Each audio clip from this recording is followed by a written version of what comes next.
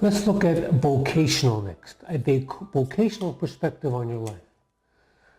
People often confuse vocational and what it really means. And your vocational perspective is really, what's your work?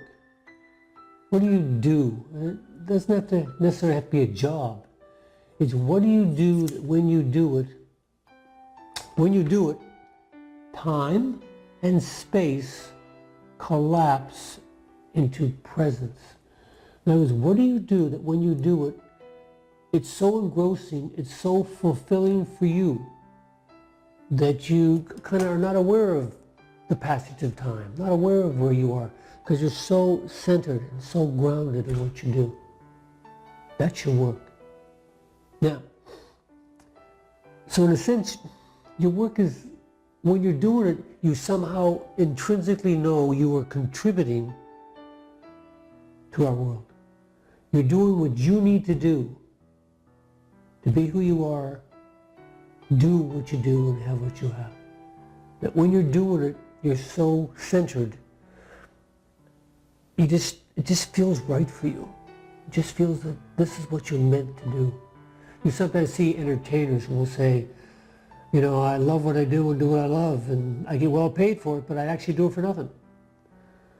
Well, in a sense, we all have that special form of work, our vocation, that when we do it, that's where we are. It doesn't necessarily mean you'll be paid for it. If you persist, you actually will be eventually if you want to work at it. But people may not even call it a job. But for you, it's your work.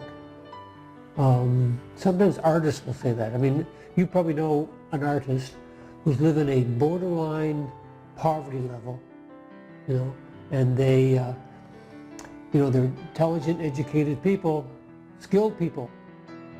And, you know, you may have said to them, well, why don't you, you know, give up your art and just go get a regular job and get the benefit package and the vacation period. And they'll say something like, it's who I am, it's what I do. Well, that's someone who's in the vocation they need to be in to be who they are.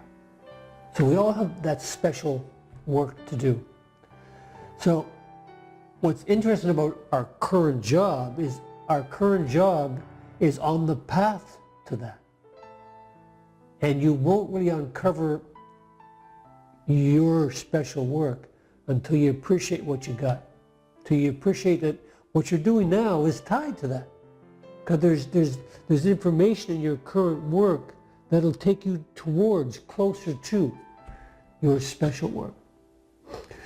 And only you can define it. No one can define it for you, because it's part of how you figure out your world. Because of your life experiences and the value system you've created from those experiences, you already know in your heart what you have to do to be centered, to be grounded, to be okay with you.